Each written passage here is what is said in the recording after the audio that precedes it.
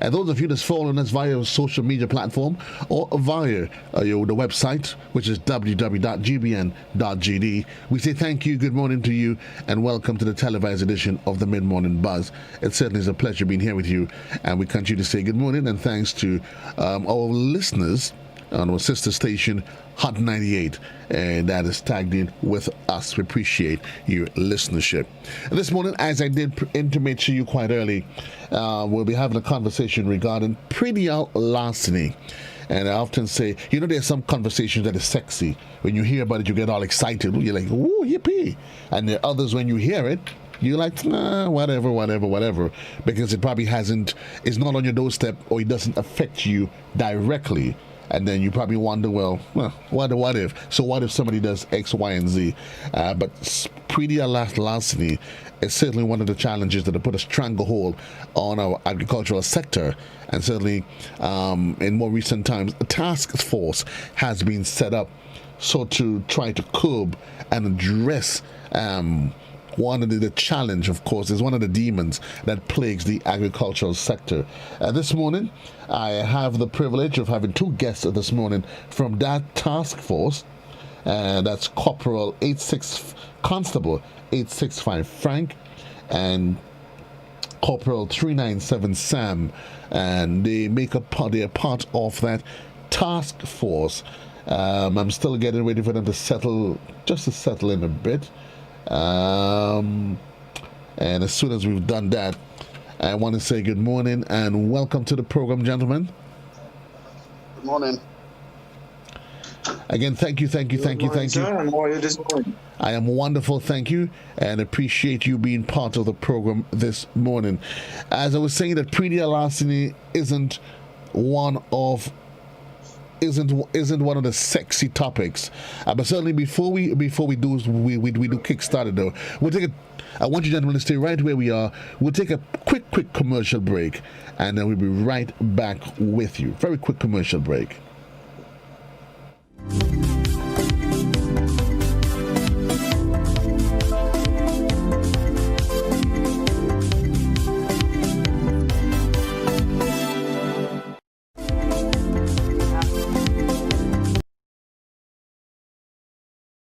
COVID-19 is an infectious disease caused by a new coronavirus introduced to humans for the first time. It is spread from person to person, mainly through the droplets produced when an infected person speaks, coughs, or sneezes. These droplets can land in the mouths or noses of people who are nearby. These droplets are too heavy to travel far in the air. They only travel approximately 1 meter and quickly settle on surfaces. This is the reason person-to-person spread is happening mainly between close contacts. The exact time that the virus can survive on surfaces is not yet known. So it is wise to clean surfaces regularly, particularly in the vicinity of people infected with COVID-19. Hands touch many surfaces, which can be contaminated with the virus. You should therefore avoid touching your eyes, nose, or mouth, since contaminated hands can transfer the virus from the surface to yourself. When coughing or sneezing, cover your mouth and nose with the bend of your elbow or use a disposable tissue. If a tissue is used,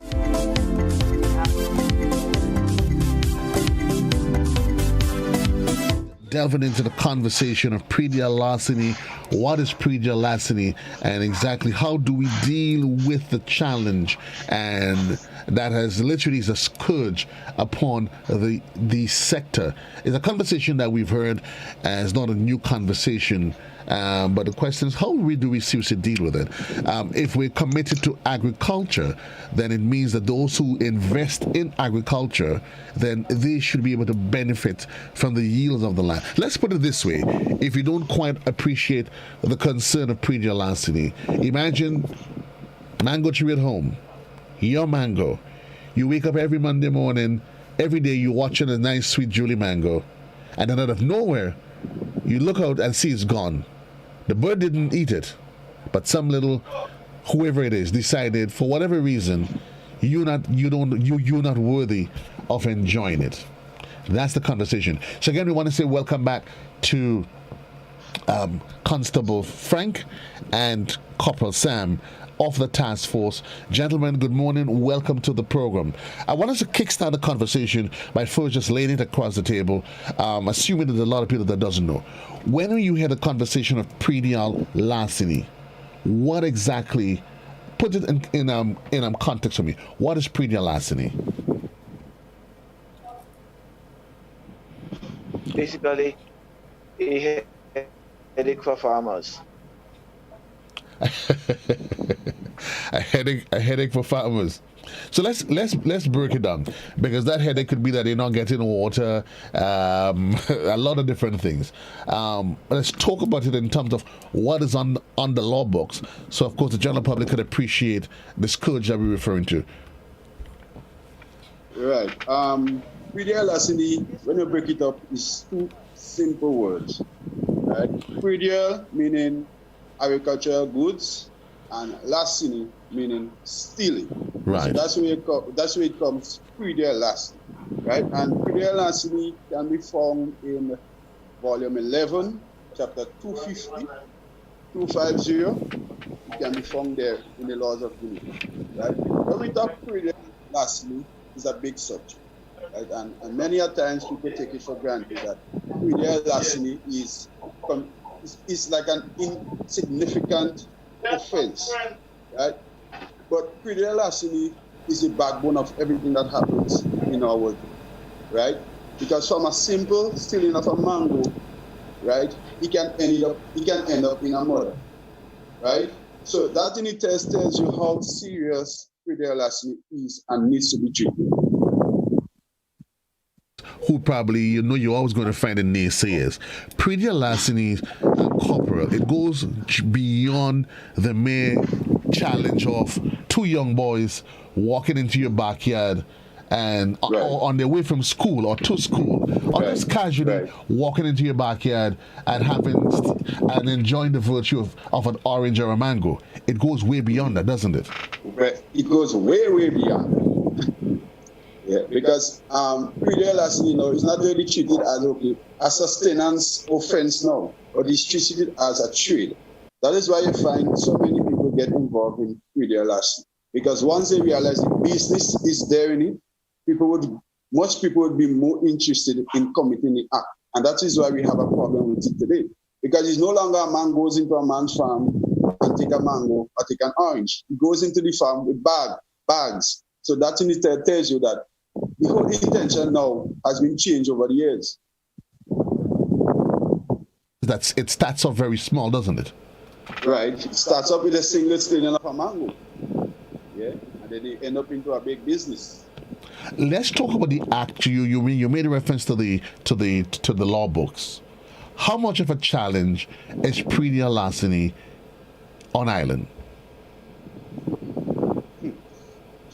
That's a very much important question, because last year, island-wide, we would have recorded about close to 1,000 reports of predial larceny. 1,000? 1,000, close to 1,000, about nine Right. something there. I don't have the exact figure, right? But I know for us here at the Central Division, right, we would have recorded a total of 266 offenses that was committed under the predial larceny Act. Yeah. So that's in itself tell you how serious it is. Right. When you talk predial larceny now, you're talking predial larceny as an offense. Then we have vagrancy, which is once you found into a sin on the garden. Then we have dishonestly receiving, is that knowing for sure that that person would have stolen the item and you buy it. So you would have dishonestly received. Right? Then we have unlawful possession. Unlawful possession is that you're found by the police with agricultural goods, and you cannot give a good account of all your common possession there.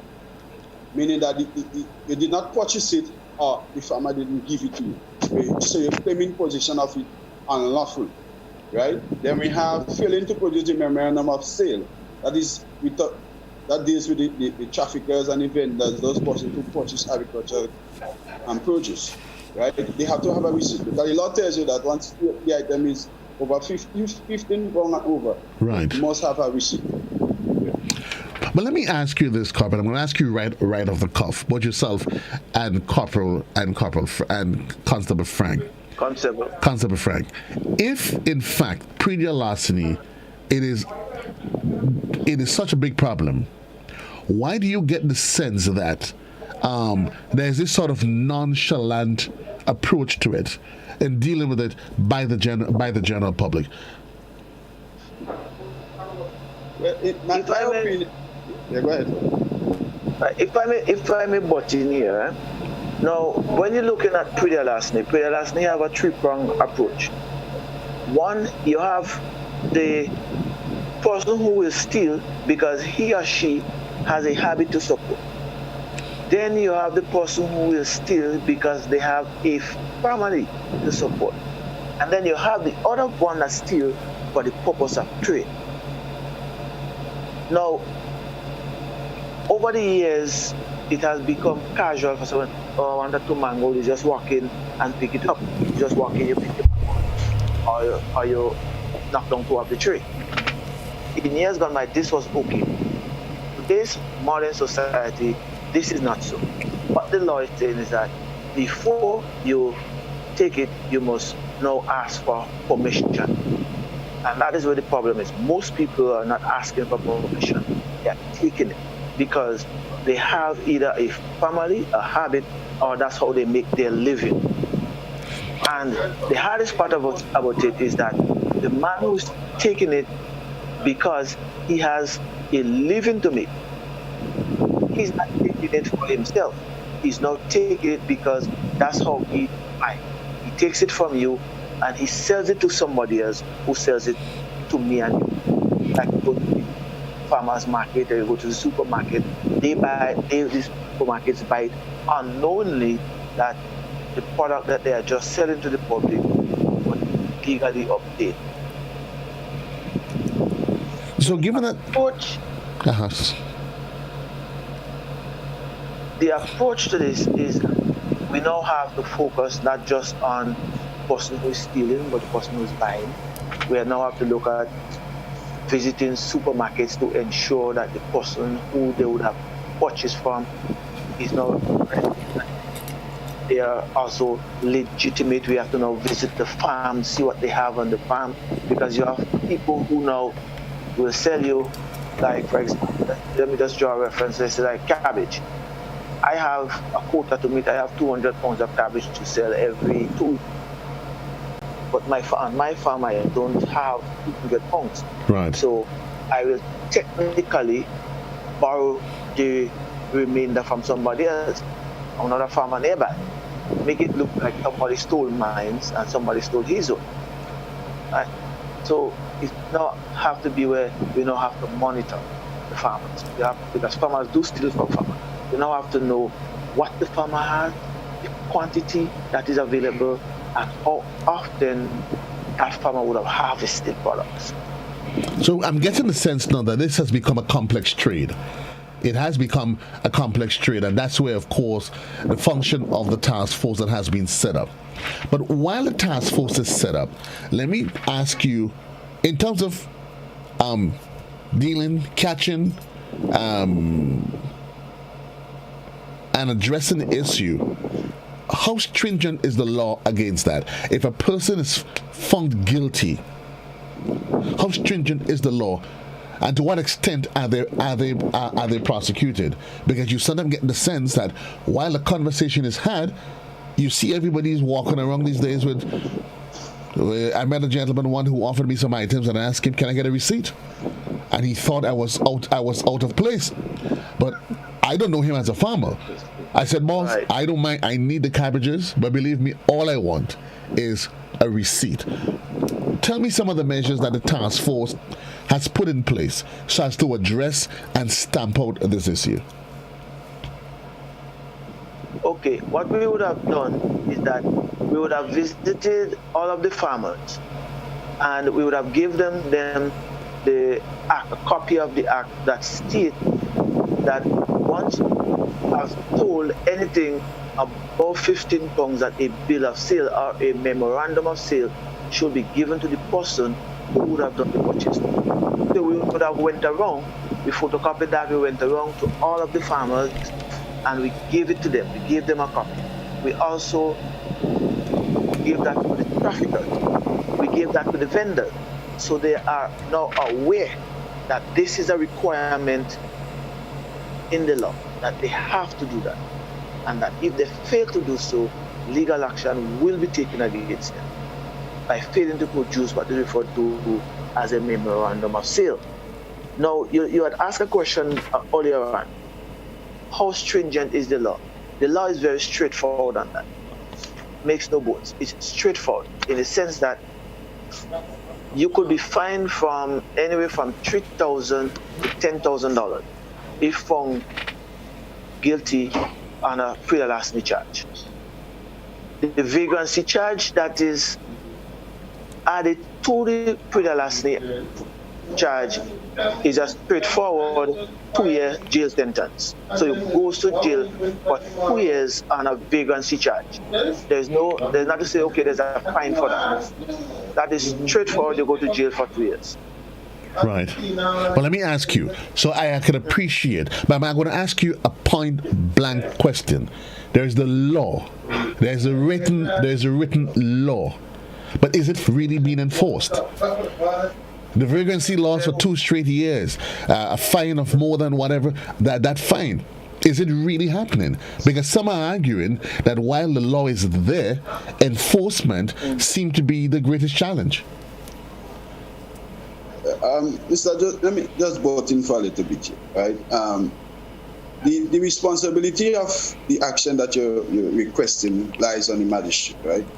The magistrate, listening to all the evidence, might say, in her opinion or his opinion, that the sentence is agreed upon by the offense that was committed. So sometimes you might find that, okay, on a vagrancy charge, although it is strict liability that you have to go to prison, the magistrate might fine you or she might imprison you. It all depends on him or her, right? The fact remains is that I know for sure that the courts deals with pre-larceny offense very serious. I could tell you of one experience with one of the magistrates that out of the Northern District who would have given an individual 6 months for 6 coconuts. So that alone tells you how strenuous and how preventative that it is for to prevent persons from committing the offenses under the act. Okay? But okay, and I understand that, and I hope you guys don't find me hard on you all. I just want I just want the public to be able to, because what I've noticed and I've observed, I walk through the street of St. George and everybody's selling something these days. Everybody's selling something these days, and officers, we both know those guys ain't own as much as a pound of mud, a pound of soil in a bucket to grow anything. But yet you see them, and yes, while I can appreciate that it is, we talk about doing it for the purpose of survival. Right. It is literally aiding and abetting the whole practice of pre-larceny. Because you get the sense now that it is being done almost openly, and nobody can be bothered. Yeah, because you see, Mr. Joseph, the way we deal with the whole issue of agricultural goods and our behavior tells a lot in how we really understand pre-larceny. Because, just for instance, Mr. Joseph, I'm certain that sometime you're at home and somebody might be passing with an item, right, and offers you for sale, and because of the inconvenience of going to the vegetable market, you may or may not buy it, you know. And it all depends on how we really view it, because it's like convenience, easygoing, and the produce is readily available, so we buy it. Right. That happens, you know, and sometimes the price, the amount of money you would pay for it, it's even less. So, I mean, you know what it is when it comes to that, Mr. Joseph. So I'm assuming then, Corporal, it takes a paradigm shift, a conversation of continuous education, and getting the general public, Grenadians on a whole, to understand the challenge and the risk. But while I want to ask you, so you can answer it, I'll juxtapose the questions, you can answer them both for me. So there's the education process. What happens? What rights does a farmer have? if I come to my land and I meet A, B, C, D, E, F, G on my plot of land, how does the law deal with that? What is the rights under the law that governs the farmer? Well, the law doesn't give the farmer any right to. It's like, seriously? Hurt, harm, or do anything to the individual. What if the law gives the farmer right to protection? So, in protecting your property, I cannot say to a farmer, well, okay, he has to do this or he has to do that. The scenario is different, the situations are different. And just so the outcome may or may not be different. So I cannot say, well, okay, the farmer has the right to hit that person, the farmer has the right to tie him up, the farmer has the right to do that. What I know is that the farmer has the right to protect.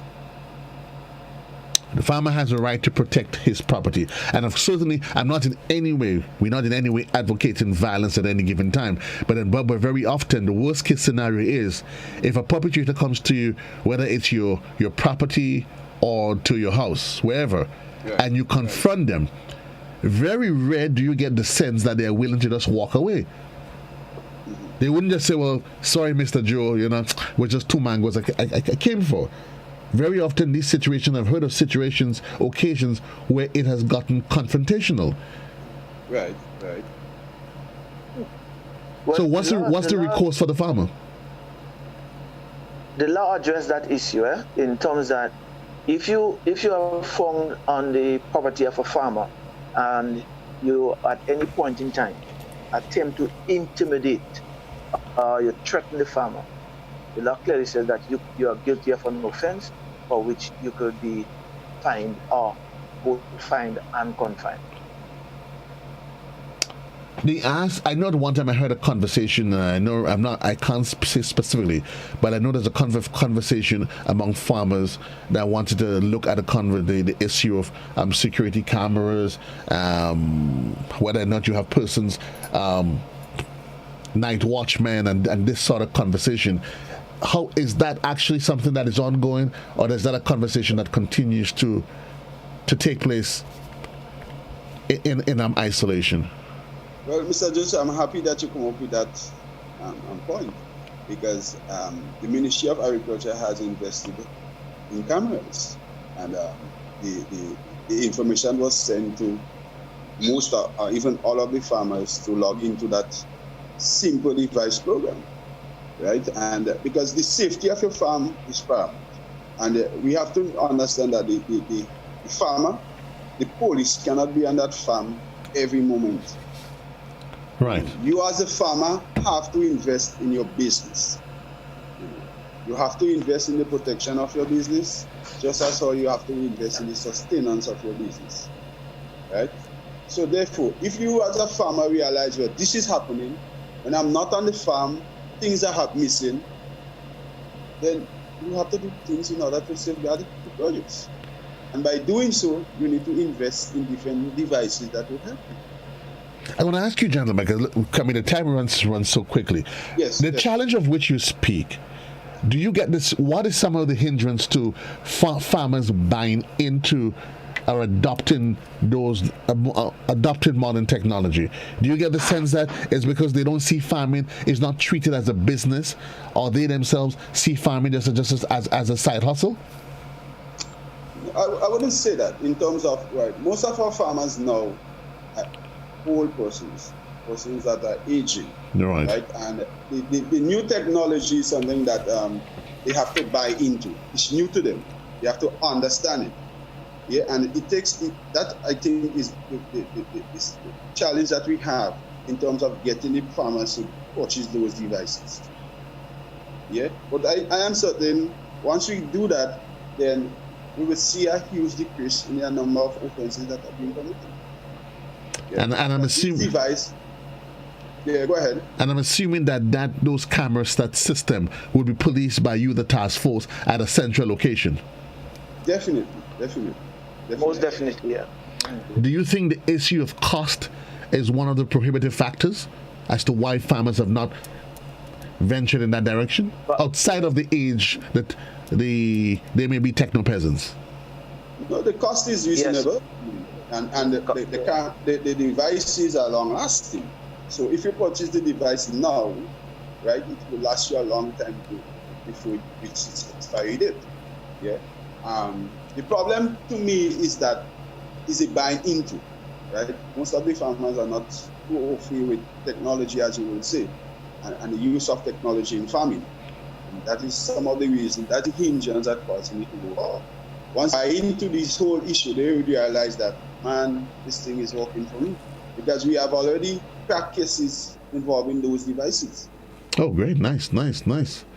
But I'm assuming I will probably would hope that those kind of stories. Crack cases with those devices. I'm thinking going forward, would you agree that what needs to happen would be a continuous conversation, both by the Pre-Deal Larceny Task Force, the Ministry of Agriculture, and the farmers themselves? Yes, that is the way forward. But we not only just have to look at just like the farmers and the Ministry of Agriculture. We also have to look at the Ministry of Education to let them have an input, because now we have to take the whole fight of Pre-Deal Larceny not just to the airways, but we have to take it to the papers. We have to now bring it into the schools. We have to now speak to the children, because generally what you find happening is that sometimes children are involved. So we now have to take it to the schools. We also have to look at the churches to bring the message forward to the population. So we have to utilize all of the resources necessary to bring forward the idea and to get the community and the citizens of Grenada to be involved in the fight against Pre-Deal Larceny. Indeed, I think you summarized it quite nicely. It is a fight that indeed needs a collective approach, not just by farmers, but I say a multi-pronged approach, so we can rid ourselves of this scourge. And I think that if we are seriously committed to agriculture and see it as a backbone, then certainly the man who literally plants the corn should be the man who should reap it anyway at the end of the day. Thank you, gentlemen. Constable Frank and Corporal Sam from the Pre-Deal Larceny Task Force attached to the Royal Grenada Police Force. We say thanks for being part of the program. Thank you, gentlemen. Looking forward to having a conversation with you at some other time. Thank you very much. Enjoy the rest of your day and all the best. Thank you. The same to you. 29 minutes gone past the hour. We'll take a quick commercial break. When we come back, we'll be linking up with a wonderful friend. It is this Tuesday. We link up with Camila Brown from the Real Value IGA as we get to bring us up to speed and all the great and exciting things that's happening down there at the supermarket. Quick commercial break. We'll be right back.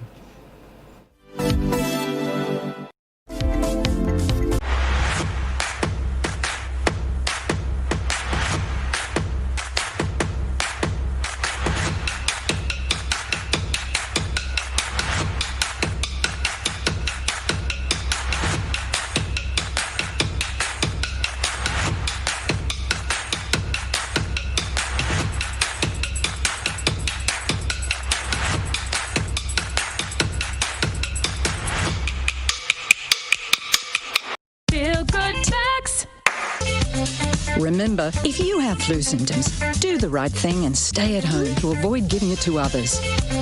Remember, you can be infectious up to a week after developing symptoms, so rest up and take it easy.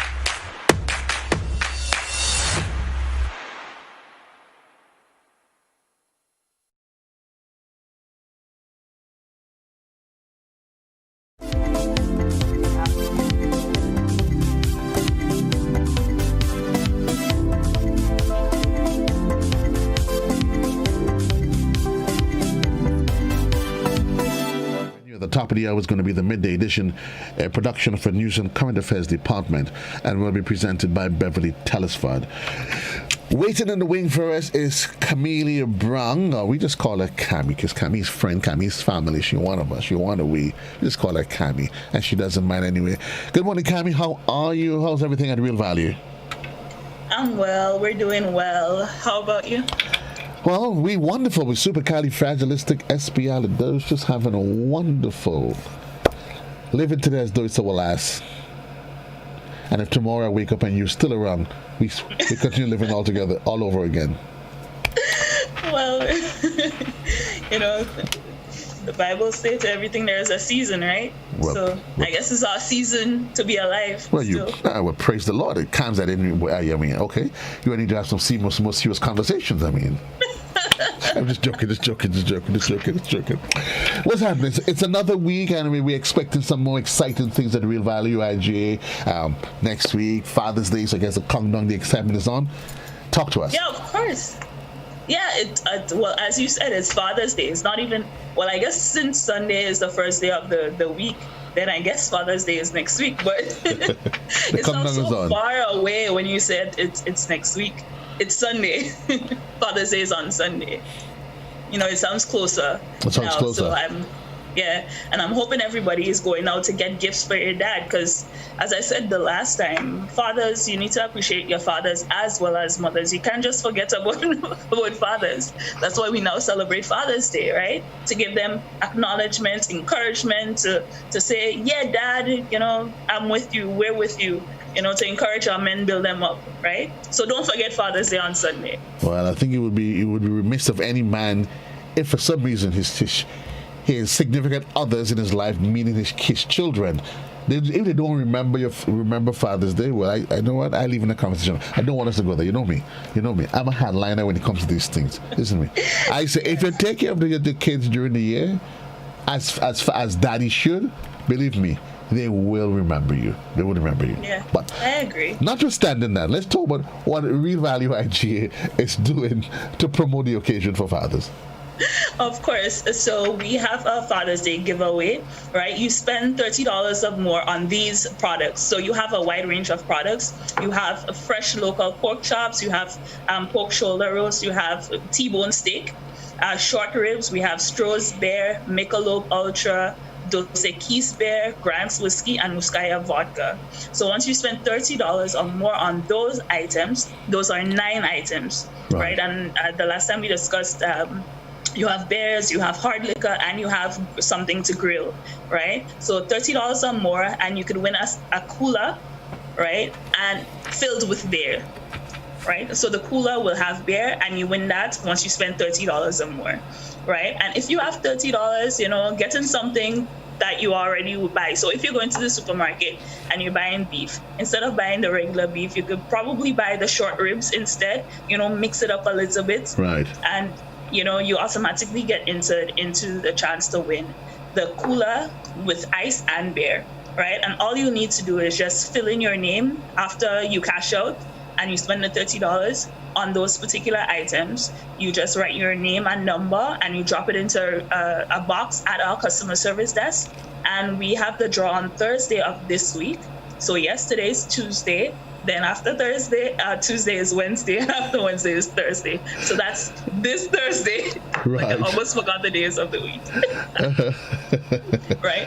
And you put it into the box. The box will be drawn on Thursday. We'll pick a winner on Thursday, and then we'll call the winner and also ask them to come in on Friday to collect their prize just in time for a Father's Day Lime, a Father's Day get-together on Sunday. And a minimum spend of $30. I mean, that sounds quite reasonable, though. I think so. I think so as well. And I mean, who doesn't want to? I know since the protocols have become a little bit more, freed. You could come to the supermarket, buy, a 6-pack of beer, sit in your veranda and drink your beer, sit in your backyard, drink your beer, and take out the grill, man. And remember, we talk about the coal pot and thing. You don't necessarily need a grill, guys. Why you figure I must go get my fancy pork ribs and put it in some coal pot? Well, I'm just saying. But I'm liking the idea, though. I'm liking the idea. Yeah, what my grandmother always used to say, if you don't have, do it out, but you can make something out of nothing. Improvise. It's called improvise. Yeah. And I'm liking the idea that you suggested, because I mean, given that we're still under lockdown as it is, it's much more restriction though. Of course, and the curfew hours it's extended later into the night, and you don't want to find yourself in a case where you leave and go on some beach and then who appear and it turns into a party atmosphere. But nothing is wrong if you can just have a few yourself, your two kids, maybe the neighbor. For lunch. Why not have a little barbecue outside? Drink a 2 beers and relax. I agree with you. I totally agree, because there's lots of different avenues that you could go to. You could go by the lake with your family, Right. Pack the cooler with the bears and stuff once you win it. Right. Go to the lake, grill some stuff, relax, chill, go by the beach. You could go, I don't know, like take a walk to Lavera Pond and nice. Go and sit down and have a meal with the family. Make it a family day, make it a fun day. Engage with the outdoors. Exactly. So I mean, there's lots of options. You could stay home, you could go out, you could, I don't know, there's a lot. You could fly if you want. You could fly. And for those who probably thinking that they probably need to go, because I like the idea of the outdoors, they have to remind them as well, Cams, that they must put garbage bags in there. 100%. Like, we're not trying to destroy the environment or anything like that. Go with your garbage bag, pick up your waste. Don't throw anything that doesn't belong. Like I used to be in Girl Guides, and one of our things is that whatever you meet there stays there, but what you bring there, it goes with you. Right. Easy, simple, facts to live by, actually. To live by. Yeah. So we get Father's Day is on Sunday, guys. Father's Day is on Sunday. Spend $30 or more, and you get a chance to be in with a cooler packed with drinks. Simple like that. With beer. With beer. Well, drinks. With beer. With beer. So especially beer. Okay. Really, really popular beers. We also have a Father's Day social media contest where you could win a gift basket full of hard liquor for your dad, if you would like that. So all you need to do is submit a photo with your dad, like an older picture with your dad and a picture with him now. Right? So those things are sort of like bring back nostalgia. It's like, oh, you remember that time, dad, whatever you call pops, right. Whatever you call your father. The old man. Yeah, old man. Yeah, bring back those kind of memories, and show him a picture of how he was then and now. Nice. Did he get skinnier? I know a lot of people have those black and white photos with their dads with their bell bottoms and stuff like that. Fashion turn up. Fashion turn all the way up. And now, people are wearing like more fitted pants and things like that. It'll be a cool little jog for them and for yourself. Talk about the old days. Maybe, celebrate the day you were born, ask him to talk about the day he was born. And if you have a photo, you could post that on Facebook as well.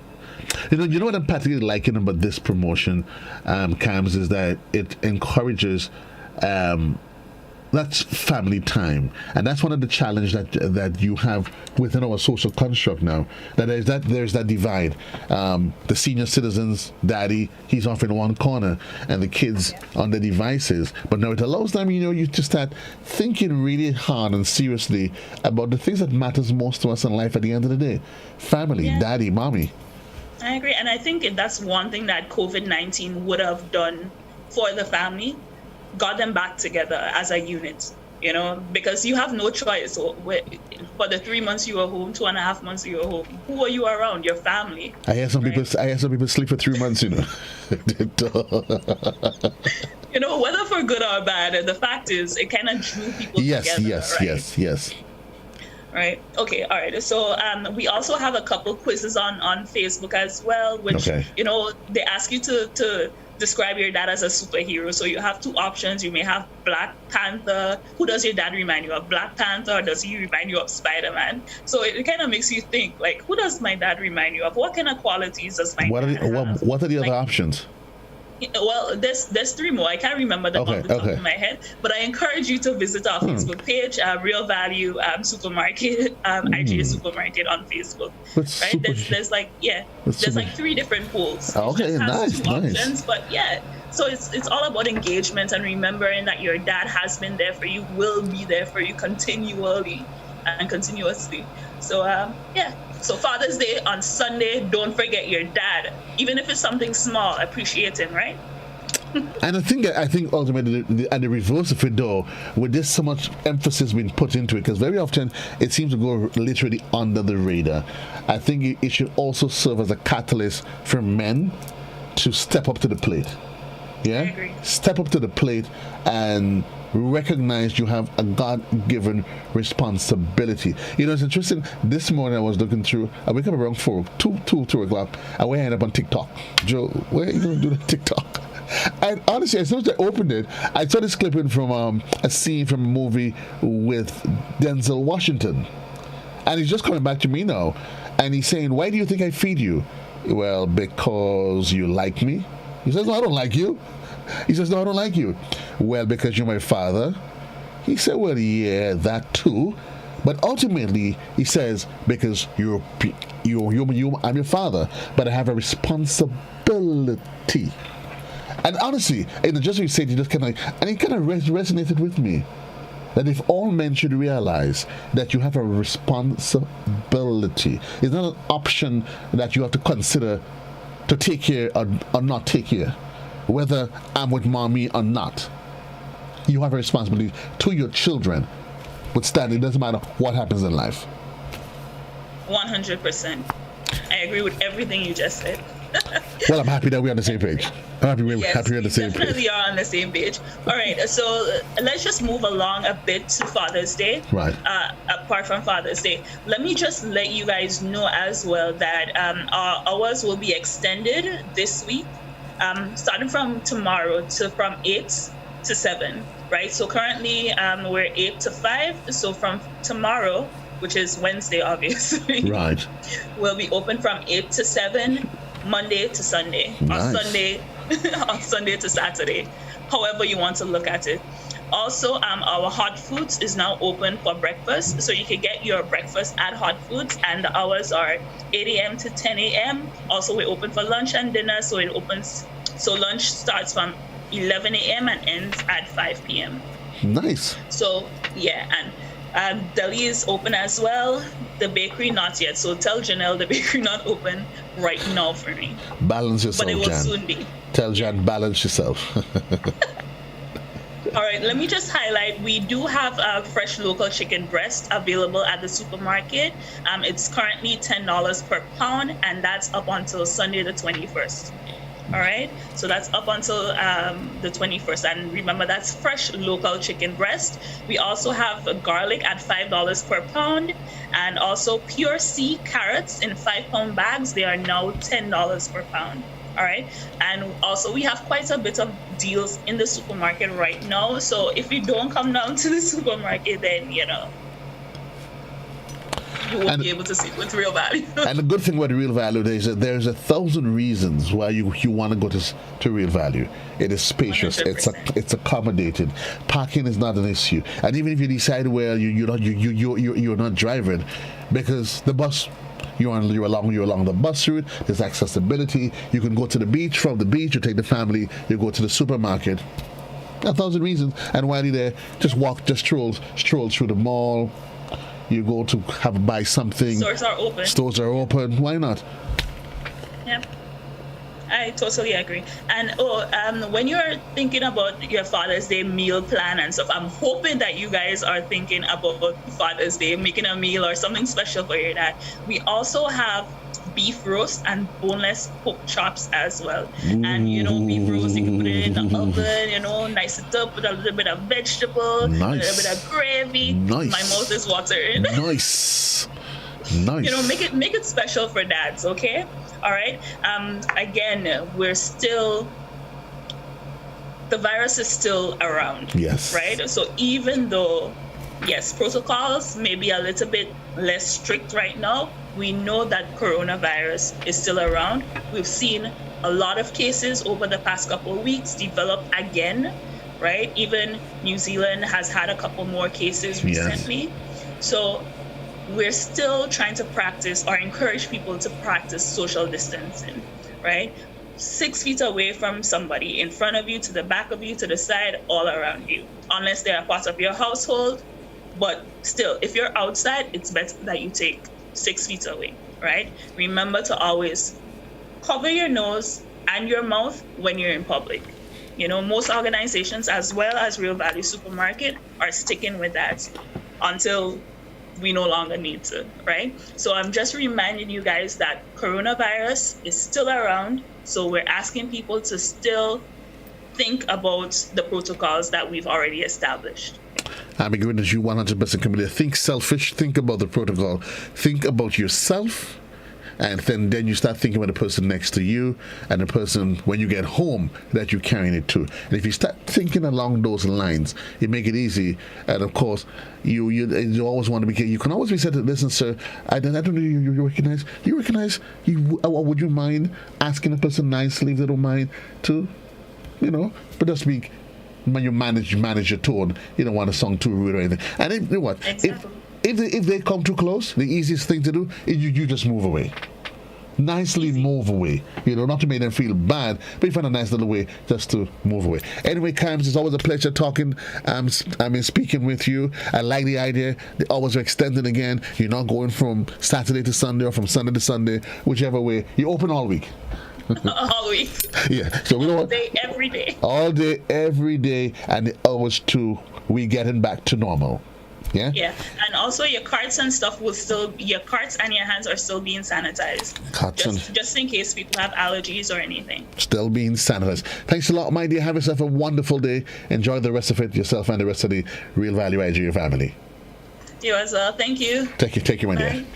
10 minutes, actually 11 minutes on to the hour, reminding you, Real Value IG, they have a whole lot that's going on for Father's Day. So you want to go down there, do your shopping, you spend $30 or more, you get a chance to be in with an opportunity to win that cooler of beers, yeah?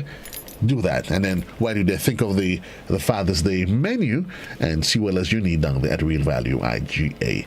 Well, this is where I say goodbye to those of you that have joined me and joined us on television at the top of the hour, which was at 11 o'clock. It was a pleasure being here with you, Joseph Cadore. So long, everybody. Enjoy the rest of the day. I would, of course, continue with you for a few moments more on with those of you that is on radio. So long, those of you that's on television. Goodbye.